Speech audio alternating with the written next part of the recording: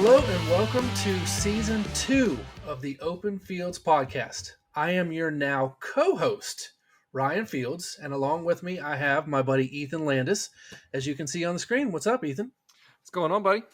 Oh, not too much. Glad you can really join us for this second season of the Open Fields podcast. You excited?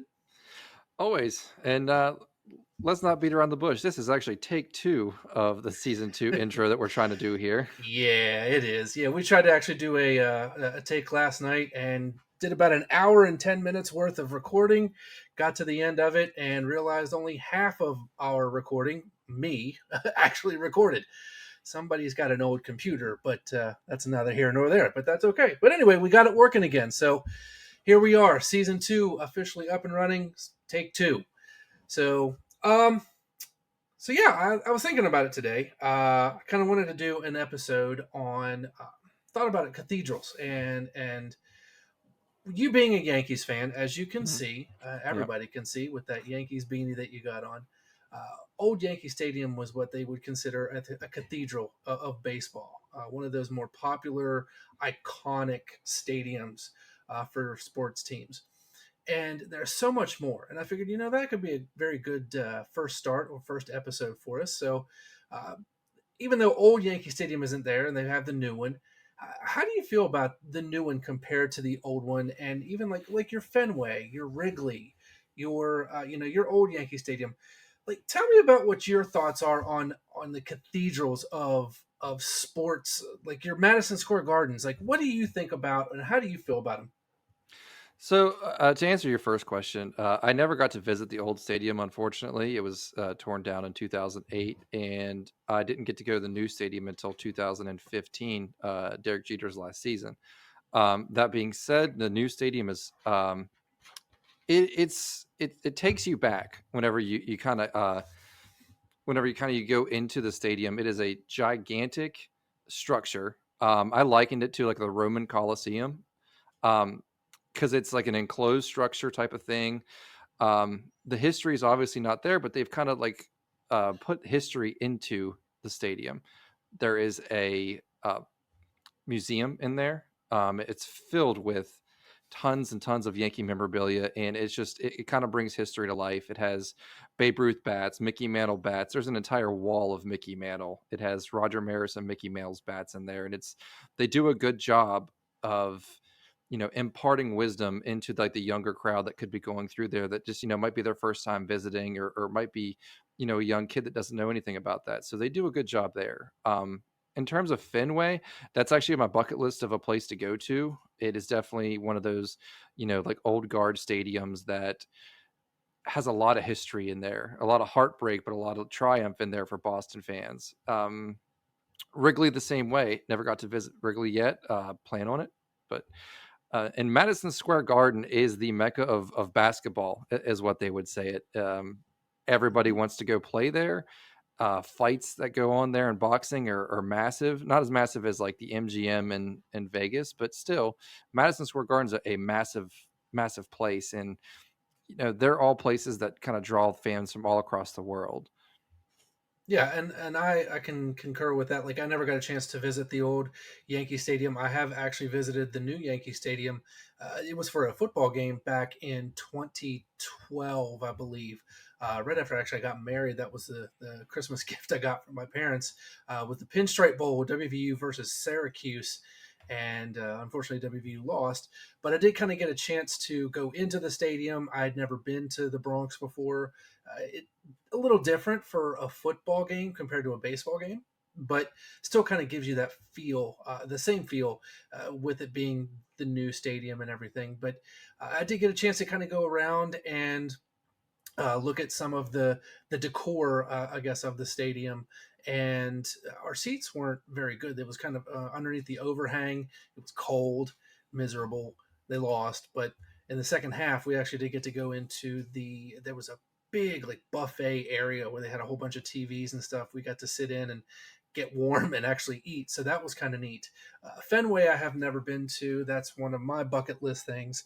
I did actually get a chance to go to Wrigley last year. The Orioles were in Wrigley in June of 2022. No, Yes, 2022. Orioles won that game, so that was pretty neat. I was kind of torn being a Cubs fan.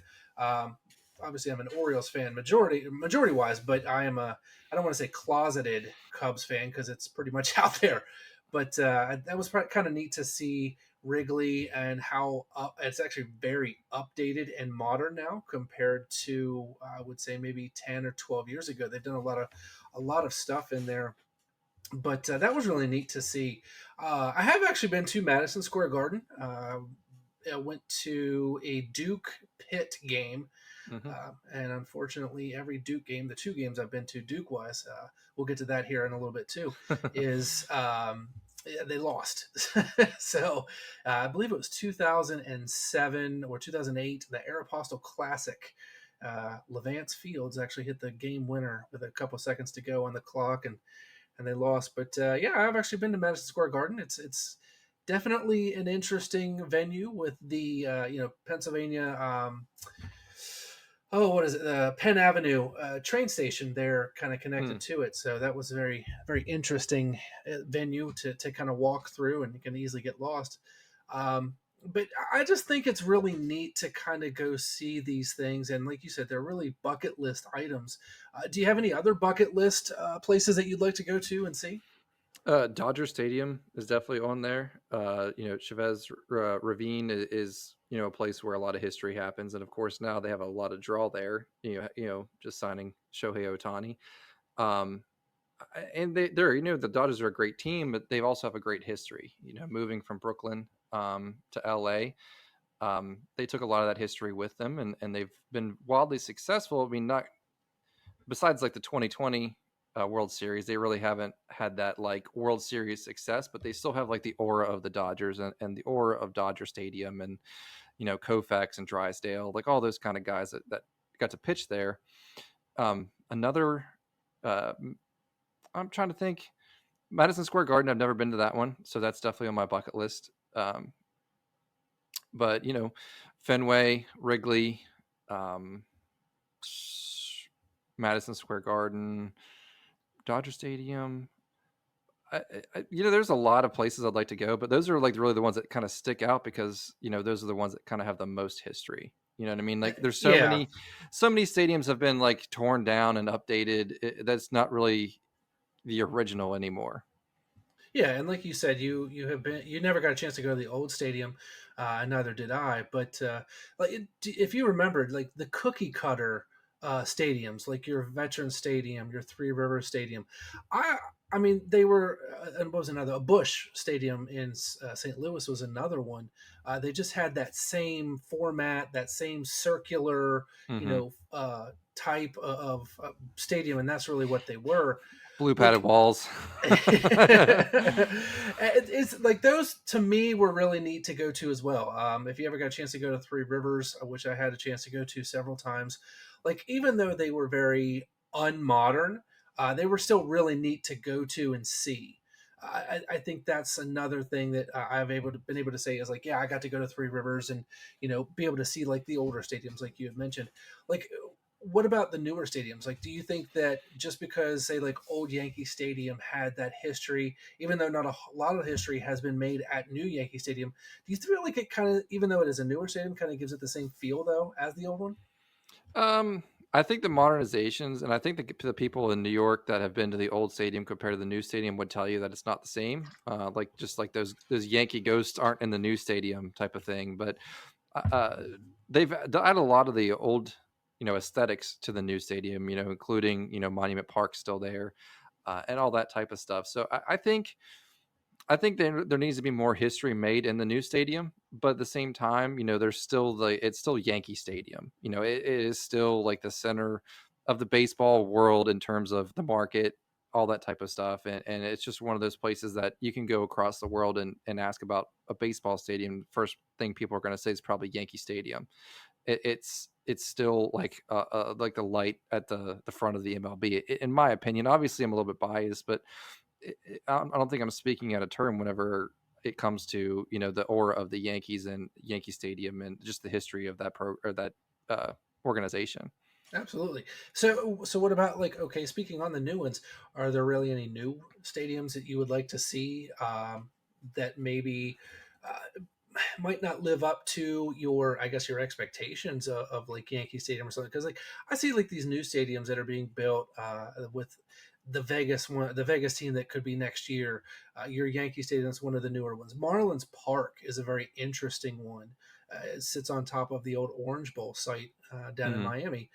Like that would be really neat to kind of go see, even though there's not as much history to those places. Like I think that'd be a really neat thing to see, just like how modernized that it has become.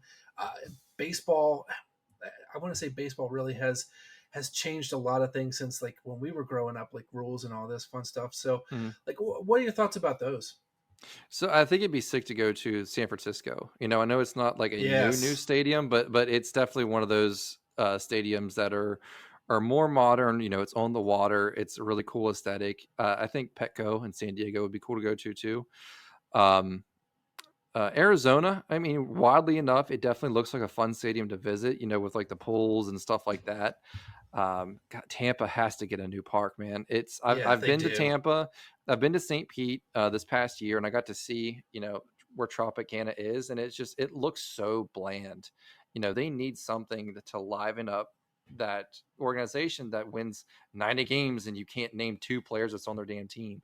Yeah. So it's one of those things where they deserve a new stadium down there, but. San Francisco would be at the top of my list of like more modern stadiums to visit, and then kind of go from there.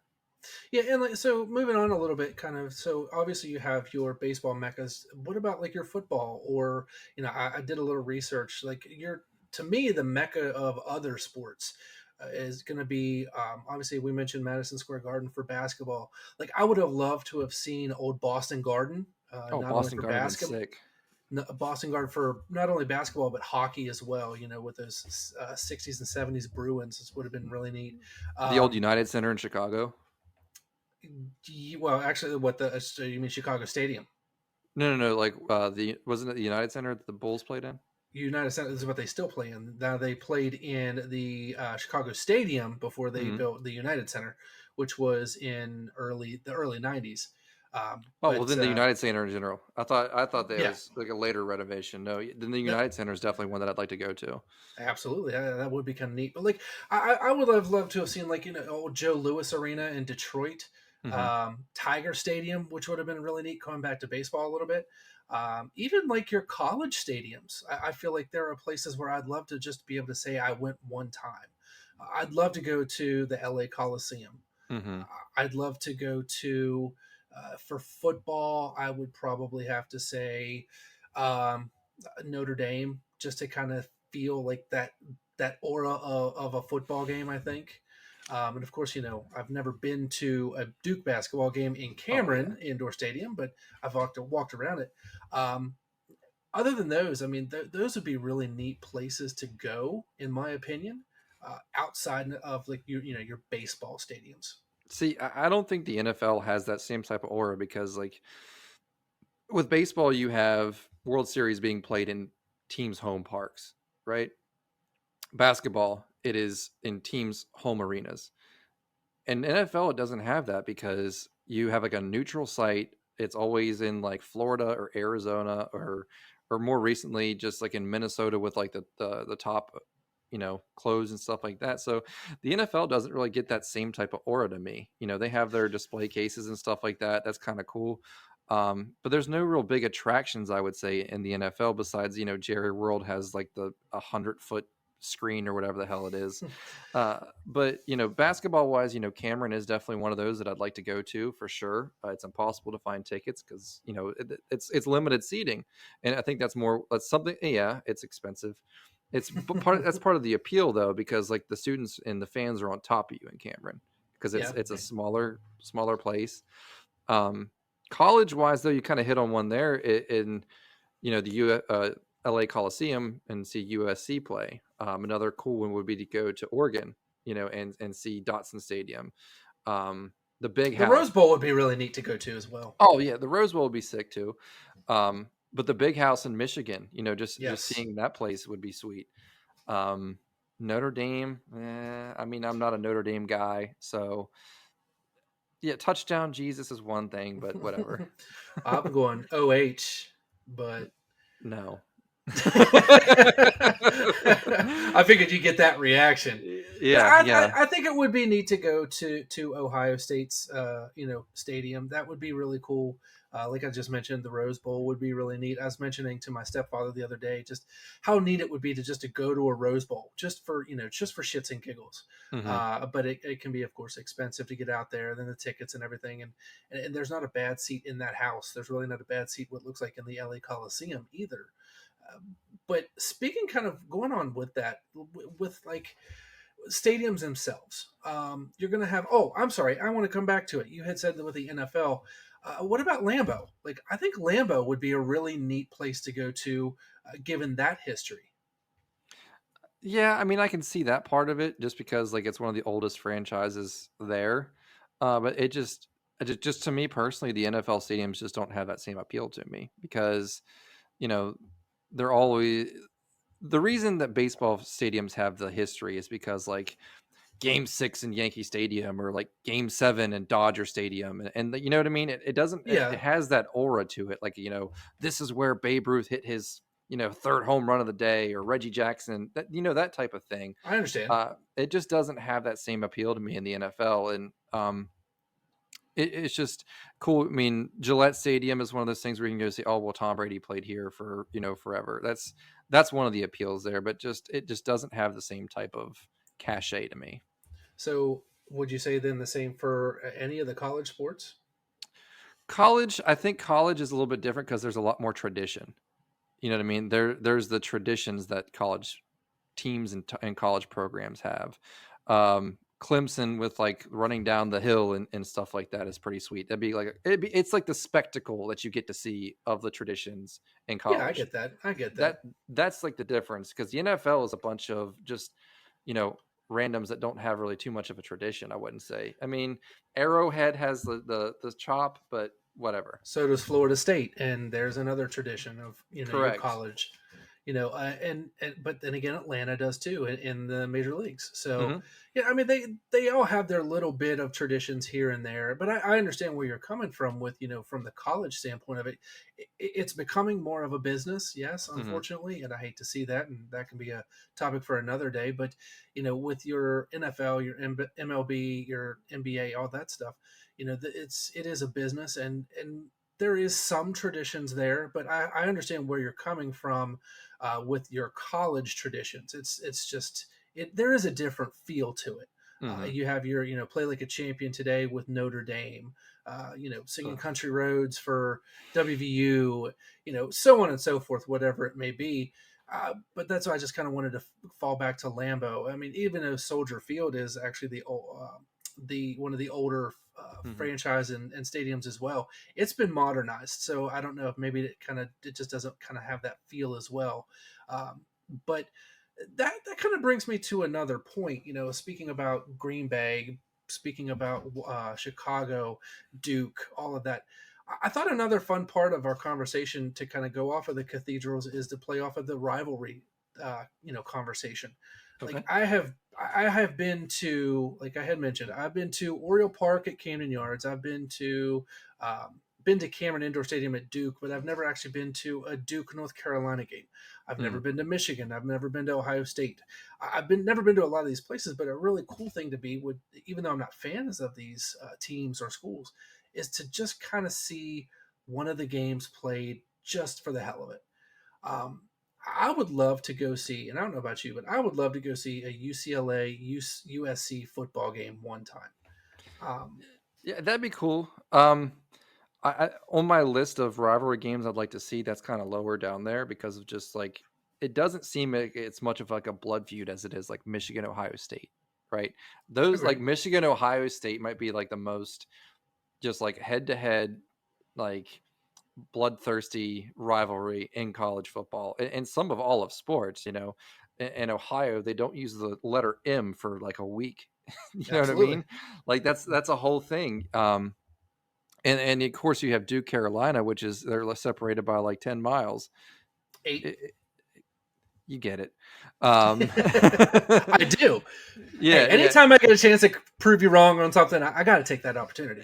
That's fair. But yeah, it's one of those things where the proximity, the traditions, that there's been pranks between the two schools, Duke and Carolina. It's personal because you have like neighbors that go to separate schools and they have the like that type of rivalry. It's and into baseball, Yankees Red Sox. It's going back to Babe Ruth. It's Dodgers Giants with that whole type of thing with both of them leaving New York and trying to claim California. It is one of those things where there's a lot of cool things out there to see in sports, and it's just if you don't love sports, you're missing out on that type of stuff. Absolutely, and I feel like everybody's going to have their favorite rivalry. Excuse me. They're going to have those games that they want to go see. Hmm. What would you say is obviously Yankees Red Sox? Being a Yankees fan, as everybody can see there, Hmm.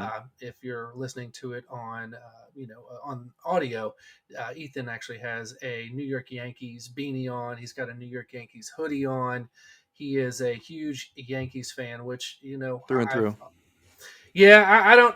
We've been friends for about 12 years now or so, and that's all I've ever known Ethan to be is a Yankees fan. Which I always told myself, I couldn't be too good of friends with Yankees fans, but it is what Hey it man, is. But I ain't switching it up for nothing. So I understand. I bleed orange and black for my Orioles. I'm tatted up with them, and so I'm pretty much a lifer now. So, but hey, there you go. Maybe you get the old NY on your body one day. yeah, I don't know. I don't know about that.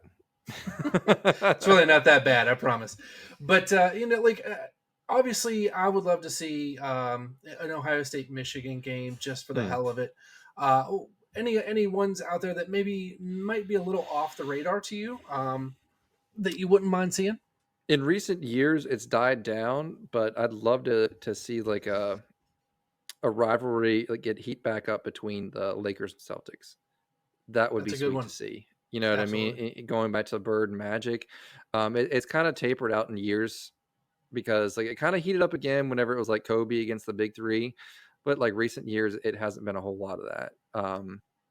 They just haven't met in big high stakes games anymore. But so that's one. I've already been to a Dallas and Washington game before, a Monday Night Football game, which was sweet, but Washington was not good. So And I got haven't been this. for a while. Yeah, I got to see Jeremy Shockey get like or not Jeremy Shockey, Jason Witten get like 180 receiving yards on him. So that was good. Um, and Albert Hainsworth do nothing. So there was there was that. He didn't do a whole lot in Tampa either. Yeah, I mean he's whatever, but yeah, under the radar because in recent years has died down as Lakers Celtics. Yeah, it'd be cool to see like Pistons Bulls, but like not Pistons Bulls now because they're both not good. Yeah. Um, Oregon State would be sweet. Just because of just there's that tradition there too.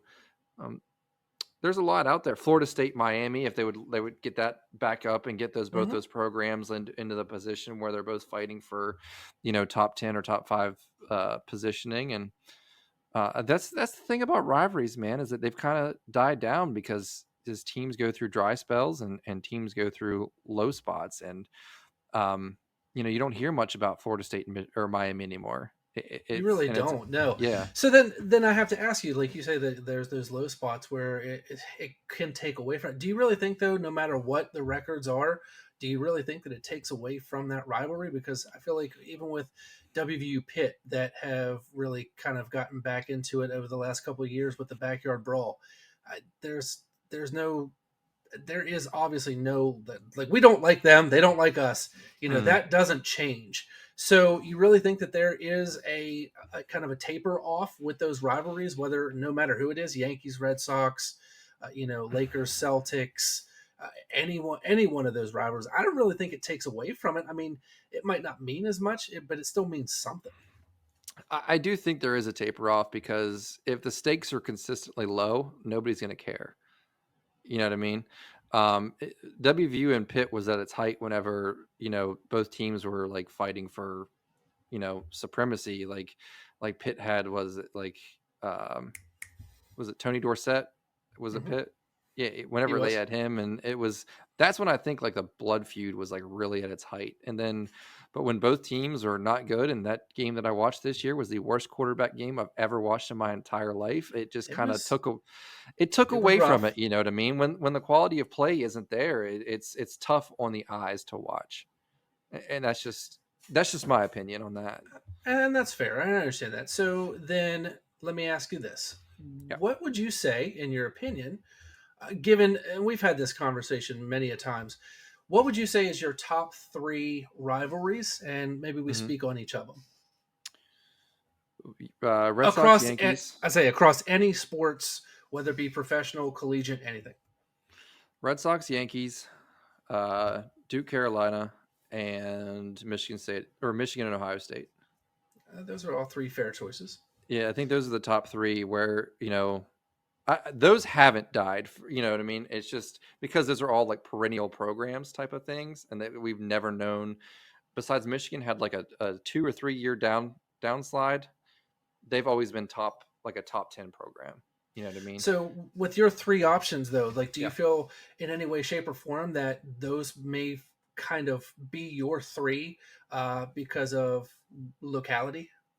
Because I mean, you think about it, like if you ask somebody that lives in California, maybe they think that USC, UCLA may be bigger than Duke, Carolina. Do you think anywhere where we live here on the East Coast, you think that has anything to do with it? I mean, it could. Um, but the national attention that these teams get is a little different too, because they're a nationwide reaching rivalries. There, everybody stops to watch Michigan and Ohio State. Um, Yeah, Duke no matter where Carolina, you're at, really. yeah. Duke Carolina is always on ESPN. It's always prime time. That's where First Take is. That's where everybody's lining up to watch Duke Carolina. All the alums come out. All the students come out to those games. And when it comes to Boston and New York, it's just like it's just like they're always punching back and forth for bragging rights and supremacy. And for a while there, it was who's gonna lead the division and who's gonna go forward in the playoffs. I think that's what's built it up most. Is it the stakes have always been so high, and they've had these meetings in the past where so much was on the line that it just kind of ingrained that, like, oh god, they got us this year, and then the next time's like, well, we got them that year. It's just so much of the back and forth that really drove that home. And I really think the media as well kind of drives that as well, Yeah. because you have your main, your higher level media, I guess, Hmm. with New York. You're going to have your Boston media, but you still have your LA media, which is a huge market as well. Hmm. So, what do you think really takes away from that? Because it really does sound like it's kind of like a regional thing. Like, all of yours are more you've got your East Coast teams, Hmm. but then you do happen to mention, Oregon State. Yeah. You've got your USC, UCLA. You've got your Arizona State. So I, I guess the biggest thing is USC and Notre Dame's another one. okay. So then kind of play off of that. Like how is it? Do you feel like it's a major rivalry then, So I think it does or depend what on the. makes it that rivalry? You know what I mean? I think a lot of it, like you said, is the media. You know what I mean? Whenever, let's just face it, UCLA and USC hasn't been a primetime game in how many years? I mean, the records show for sure. I mean, you've had your seesaw of how what's the word I'm looking for here, how good, I guess, for lack of Hmm. better terms, like USC in the early 2000s was your perennial national champion or Yeah. contender every year. Notre Dame kind of sat at year Hmm. 500. Now it's kind of the barometer has gone a little bit in a different direction, with Notre Dame being a top 15, top 10 even football team. So, and of course it's not the same for basketball. Unfortunately, with those two teams, it is primarily football. Hmm. But I don't know. I mean, and there's no national media, or maybe there is, with the Chicago market being right there close to South Bend. I don't know. It's it depends on who's hot. I mean, I think the height of the USC Notre Dame stuff was when Reggie Bush was there, and then Charlie Weiss was leading Notre Dame with Brady Quinn and Jeff Samardzija. It's that's whenever, because both teams were so good.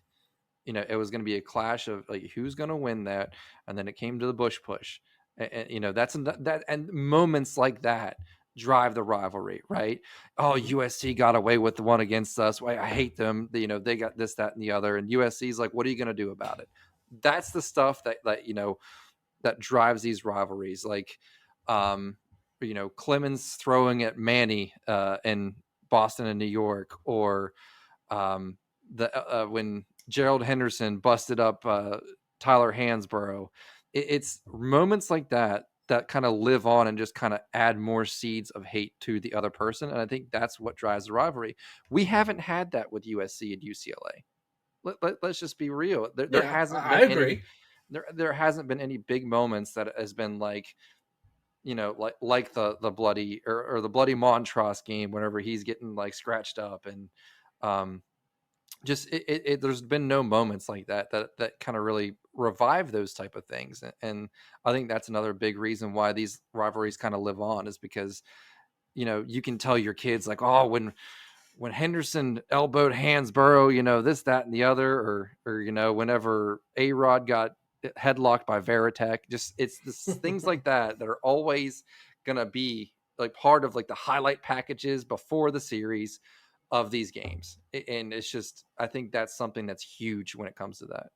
Oh, I definitely agree. I mean, you kind of hit the nail on the head there with, even though the UCLA USC rivalry hasn't necessarily been to the level maybe that it usually is. Like I said, maybe that's because I live on the East Coast. I don't see a lot of it. I do see Yankees Red Sox more often than anything. I see your Duke Carolina being a Duke fan, and those don't change no matter how bad those teams are. Well, they're always national media. Like I said, College game day, whatever for basketball is always going to be at Duke, Carolina. Always. Mhm. Sunday night baseball, if it's Boston and New York lined up on a Sunday, it's always going to be on ESPN. It's always going to be on Fox. It's always going to be nationally televised. And it's just, it's tough on the West Coast too, because you're starting games at 10:30 and you're alienating a whole lot of your demographic in terms of your sports fans. So then to kind of to play off of that, like I said, I kind of mentioned the media. To be a little bit of an add-on to this conversation, how Mhm. much do you really think now? And I kind of have my opinion on it too, but how much do you think the media itself really dictates sports in general? And Massively. not from a money standpoint. Like you said, like we're not going to see, or not a lot of people see your USC, UCLA, your Mhm. Oregon State, like those West Coast teams because of how late they are. When the Orioles go out to play Oakland or the Angels That's a tough or putt right anything like there. that, yeah, I mean it really is. And when they go out to play Seattle, like as awesome as that would be to watch those, or it is to watch those games, I can't do it because they start anywhere from 9, 10 o'clock in the evening, and I'm usually Mhm. in bed or getting ready to go to bed, and it kind of takes away from it. That's kind of a big thing where they talked about with Reggie Bush, even though I mean he was straight dominant back in the early 2000s with the USC. Mhm. A lot of these college football players and stuff don't get the recognition they may on a season because not a lot of people are watching them. So what do you I mean, how do you feel about like the national media, because you do have your markets. You've got your New York, you've got your Boston, your Chicago, your Dallas, then you go out to LA. Why do you think that the media has such an impact on sports and how things are nowadays on in sports in general? I would probably say it's because, I think most sports fans consume their product through the media. You know what I mean? Mhm. Um, you might, like you said, you might watch, one or two innings of an Orioles and Seattle game, but what are you going to catch it on ESPN the next day, right?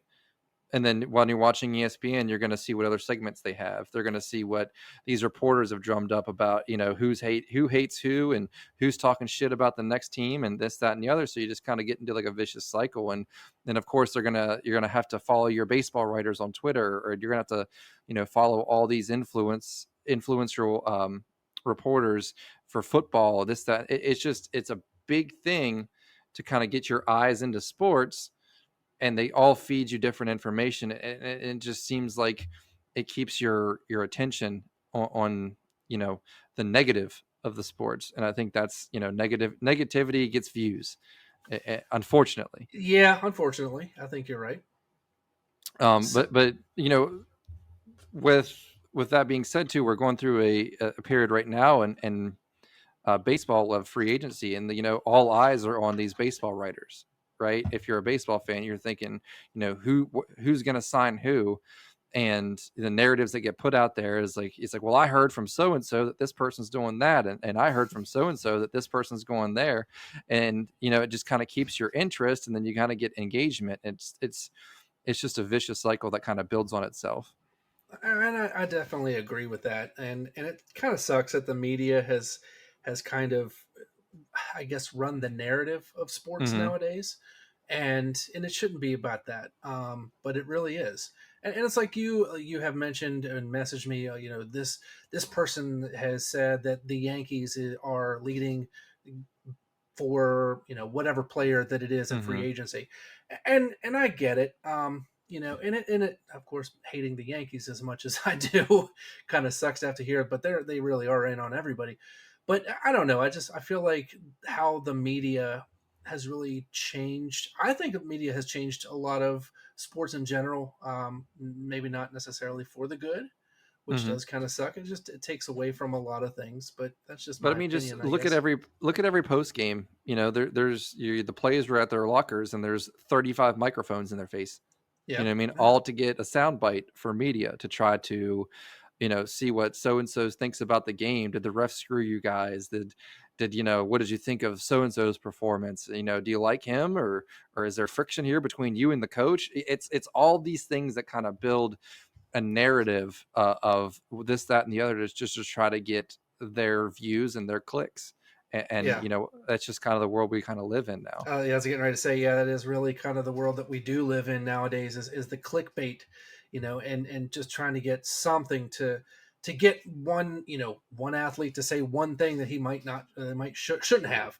Hmm. So, so I guess with kind of moving forward a little bit, There's a lot of gotcha out there whenever it comes to oh, reporters. absolutely. And do you think that's fair?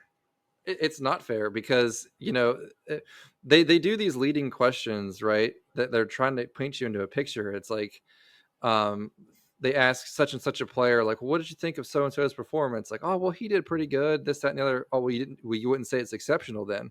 Well, I mean, I wouldn't say that, or it just kind of leads onto a thing, and then all of a sudden you're in a corner trying to like defend yourself, and then Yeah. all of a sudden the headline is so and so has to backtrack on his statements and say this about so and so. Yeah, and I understand that, and it gets me. I don't want to say riled up, but it's like I said. I started talking about Reggie Bush a little bit and Hmm. how like the media itself, like yeah, he dominated whether he was on the West Coast or the East Coast, and you do hear a lot about like the Heisman race and how Hmm. the even um, the Heisman Trophy presentation is held in New York. Why Yes, isn't it held in Los Angeles? It's a media thing, right? because it would start at 11 o'clock at night and it wouldn't end until 3 in the morning. That's why it doesn't start in Los Angeles. Maybe. Well, I mean, if you do it on, you'd have to change times. So that kind of like if you did it in Los Angeles, you'd have to do it at 4 o'clock their time. So it'd be 7 o'clock our time, which is when it normally starts anyway. Yeah, but So then why not do it then? because in California, though, if they start at 4 o'clock their time, they're still losing their viewers, though. I mean, like, their people are still, I guess, you still have the ability in California to watch something at 4 o'clock, um, when you're in the car or something like that on the way from work. Um, but 7 o'clock is when everybody's home, I guess, and that's when it's easier for the East Coast. And I don't know. It's stupid. I Yeah.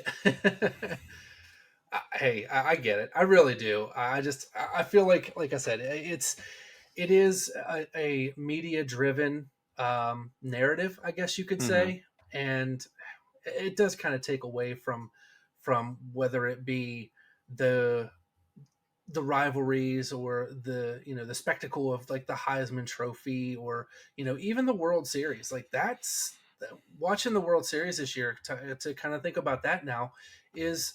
like it was crazy because Arizona, like you're playing 3 hours behind, so you're I didn't watch a starting. single game of the World Series this year. If it makes you feel any better, neither did I. So, you know, And you know what? That's next part of it too. Is that that's where it gets dicey with the media because there was no interest in either of those teams, right? so then that, and of course that has an effect on the sport in general. Yeah, it was. I think it was. I didn't look at the numbers, but there was projections that it was the least watched World Series of all time. Which, and you would think like America's pastime, baseball, people would want to watch, but once again, Well, coming back to out there's west. nobody care. Well, nobody cares about the players. There's never been any type of story on Josh Young. You know, no matter how great he was last year for Texas, who cares, right? Yeah. There was no media surrounding Corey Seager and how much of a fantastic season he was having, or how great of a pitcher Zach Gallen was. We know these names because we follow the sport as much. Mm-hmm. You know what I mean? But so and so out in Oklahoma isn't going to know who the hell Zach Gallen is or Josh Young or why he should care about either one of them. Oh, I definitely agree. And it was sad to see that that was one of the, if not the lowest rated World Series watched in history. But I didn't watch it, unfortunately. Mm-hmm. Maybe it's because I was a little bitter from having my Orioles get swept in the first round of the playoffs. But I mean, it's still baseball. There was no star power. That's the problem. Okay, I could kind of understand where you're coming from with that. Once again, something that's media driven. Mm-hmm. Yeah, it's and this is not me, trying to will this into existence. Maybe it might be, but um, if you put New York and L.A. Yankees and Dodgers in the World Series, it will do numbers, right? Well, yeah, because I mean, you have probably the two largest fan bases in Major League Baseball together. Mm-hmm. Yeah. And and they have marquee names, Judge, Betts, Freeman, Stanton, Cole, all those guys, right? Hmm. There's not that same star power on those other teams, and not because they're not good players. Don't get me wrong. There's phenomenal players on both teams between Arizona and Texas. They showed it. They Absolutely. played well. They played very well in the playoffs. The issue is that they're not those marquee names. Not by they're not because of their fault, but why wasn't there any more coverage on why Corey Seager was hitting like 330? You know what I mean, this season, and playing a phenomenal shortstop for the Texas Rangers. Why wasn't there any attention on Jose Leclerc and how shut down he was in all the playoffs, or how great Zach Gallen was, Oh, and I definitely agree. or Corbin Carroll? You know what I mean? He was phenomenal this past season. Um, I think now, like after the dust is settled, people are going to appreciate Corbin Carroll's season more because he won Rookie of the Year. He had all these things, and people are going to be watching him now. But it's just the media drives numbers whenever it comes to baseball and any type of sports. And unfortunately, there was no media power behind either Texas or Arizona, and that's why nobody watched. Yeah, and I maybe have kind of the casual fan outlook on things. Mm-hmm. I'm just more of the, hey, let the sport be the sport, Mm-hmm. and stop taking away from it from maybe a media standpoint, from a as you and I have discussed plenty of times, like an agent standpoint. Like it takes away from the sports in general, I think, uh, and and I think that's it never depends, though. on. Well, I mean, like I had this conversation about agents. I don't see any issue with agents. I think it has to do with the coverage that these players get. If someone's having a phenomenal season, give them the recognition they deserve. It's doesn't matter who they play for. I don't care if they play in Kansas City or if they play in New York. If they're batting 350 and have 30 bombs by the All-Star break, they should be getting all the media coverage in the world. Okay, I can understand that. You know what I mean? It doesn't fit because nobody watches Kansas City games. Once again, but then again, it is a smaller media market, and they're Mm-hmm. not getting the representation that they should. So I understand that. I really do. But once again, who, when was the last time somebody hit 30 home runs or 40 home runs for the Kansas City Royals? That, well, I guess what Soler did a couple years ago, if I'm not mistaken. Bobby Witt did this past season. Okay, I mean, but your casual, okay, but your casual fan, are they going to know who Bobby Witt Jr. is? I mean, I think if the media takes hold of him, absolutely. But until he gets out of Kansas City, if he does get out of Kansas City, it's going to be tough. Like it's where someone can have a great season and get all the media coverage out of New York or LA. You have to have an extraordinary season to get the same amount of coverage when you're in Kansas City or Arizona, or pick another South Florida. You know what I mean? Yeah. It took Stanton almost hitting 60 home runs and then winning an MVP for him to have like a marquee name in the sport. Yeah, that's true. So kind of to play off of that then with your Kansas City, what I wanted to do before we ended all of this was, I want you to kind of to go back a little bit to the cathedrals. I know we kind of got a little, maybe not so much off topic, but I think it blended to what we were kind of wanting to talk about on this episode. Mm-hmm. But I wanted to ask you, I wanted to give you, or to give me, I'm sorry, for you to give me your top 3 favorite stadiums, arenas, whatever it may be, that isn't your favorite teams. And 3 Do they have to be ones that I've been to? I would say no. Okay. They don't have to be the ones that you've been to, and maybe the ones that were surprises to somebody. Like I said earlier, I would love to go to the LA Coliseum. The only thing I have to do with LA is, of course, it is a big city, and we live here in small town, and I've always, I would prefer to live in a larger city myself, but it is what it is. But I have family that lived in California. So it would give me a chance to kind of go out there and visit and kind of see where my family grew up, things like that. But name the 3 top places you would love to go, or maybe the 3 that may surprise you. So, I mean, we've already mentioned one. I'd love to go to San Francisco. That'd be sweet to go, just see, McCovey Cove and all that. A surprising one might be the Rogers Center in Canada, in Toronto. I've heard nothing but great things about the Rogers Center. It'd be cool to stay in that hotel that overlooks center field. Yeah, that would be really neat. Another one, let's see, Jerry World in Dallas. That's a cool one that I'd love to go see. But in terms of my favorite that I've seen, like on TV,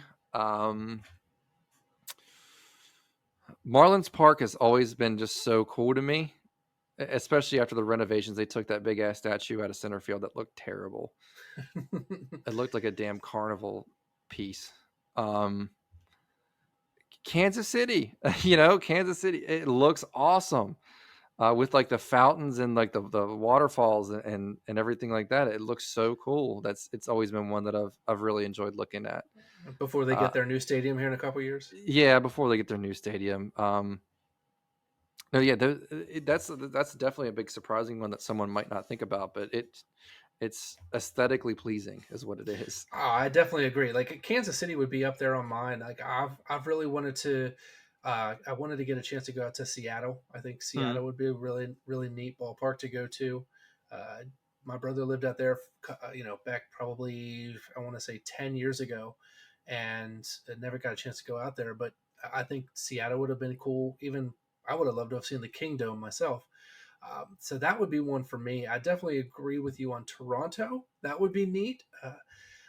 Preferably, for a baseball game. I definitely wouldn't want to go up there for any reason other than, in the summer, because that cold weather, I don't do cold weather. Yeah, me either. I don't like it. Yeah. I think Minnesota would be another one, baseball wise. Speaking of cold weather. Yeah. I mean, it definitely have to be in the summer for sure, like I said. But to not even to mention like baseball, football wise, I take that back. Just to say that I had went, I would love to go to Lambeau in December, just for shits and giggles. I'm out. I know it's cold. I get it. I don't like cold weather. But I think like the experience itself, and that's kind of like the whole point of this conversation today was just the experiences. I've experienced a lot with baseball. I've experienced a little bit with football, and I think that would be a huge experience to go to Lambeau, to go to see Duke Carolina. All I mean, that's indoors. I get it, but Mhm. like just the experience itself, like you said, with Kansas City, with San Francisco, that'd be really neat too. So I really Allen would have Fieldhouse at Kansas. another one. That is a good one. I mean, that's I've at every list that I've ever looked at with college basketball stadiums or arenas, rather, it's always been Cameron Indoor, Allen Fieldhouse, the top two environments to see a basketball game. Um, is it Purdue that has like the raised floors, or is that like Vanderbilt? Minnesota, I know does. They play in they call it like the barn, I think is what they called it. But no, they sit, I mean, several I feet think off. I think it's Now Vanderbilt does it too. Vanderbilt, I know has their benches on each end of the court instead of on each side. Yeah. Okay. Yeah. Another surprising one, and this goes into college baseball. To be honest with you, Pepperdine. If you've never had a chance to look at Pepperdine, it's gorgeous. Um, Out in it's right on Malibu. the coast. Yeah, it's in Malibu and it's on the coast. It's sort of like San Francisco.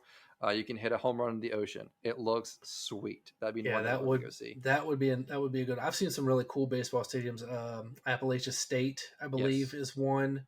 Um, the other one was I think BYU's baseball stadium Mm-hmm. sits right there in the mountain range, which is really neat to see. Um, Actually, I don't think I've ever seen Pepperdine's the actual baseball setup. I know that it is in Malibu, but I've never seen the actual Oh, baseball field. it's up there. It's really cool. Yeah, that's a pull from me that it came to my mind, and we don't really talk about college baseball much, but that's a spot that I'd like to go to. I've actually played at Virginia Tech, and that's a really really nice field. Blacksburg is gorgeous, It is. um, and yeah, it's a pretty good. College baseball has a lot of tradition too that doesn't get followed because nobody watches it, and it's a Yeah. shame. And And and why is that? Why is that? I don't know. There's no money in that. Doesn't seem like.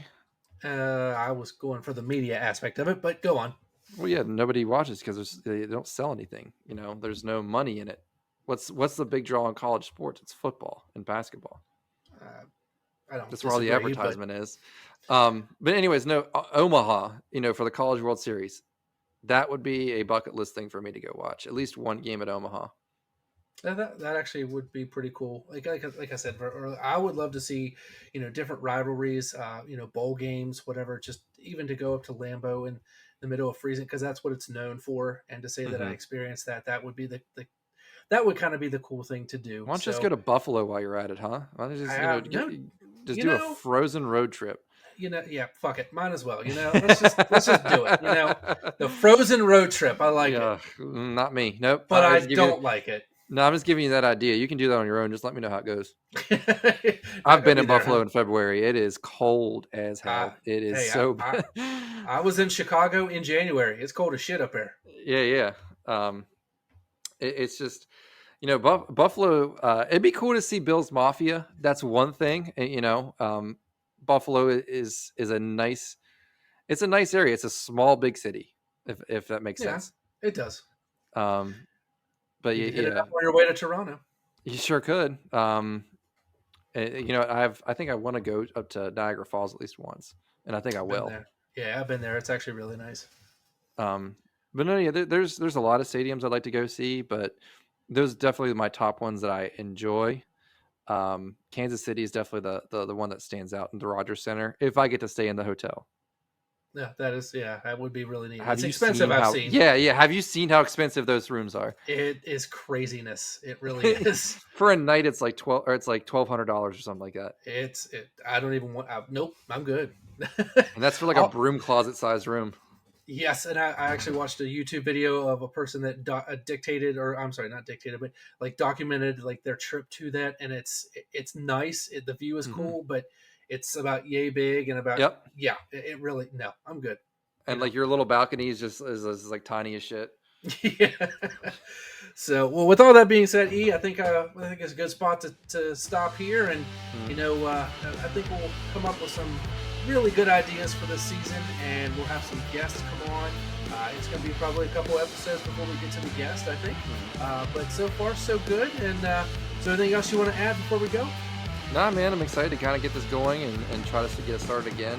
We've had some technical difficulties the past couple days and just trying to get this thing going how we want it to. And no fault of yours. It's my outdated system that I got working right now. I will upgrade eventually, I promise. And it's not going to always be this way. So just bear with me for a few episodes, and we'll kind of go from there. Awesome. Well, I appreciate you joining me tonight, buddy, and look forward to having a great second season here. Not having to actually do 2 and 3 takes at a time, but yeah, looking forward to it, man. So thanks again for joining, and thank you guys for watching and or listening. So I hope you have a great day, great night, wherever you may be, and we'll see you on around the bend. We out.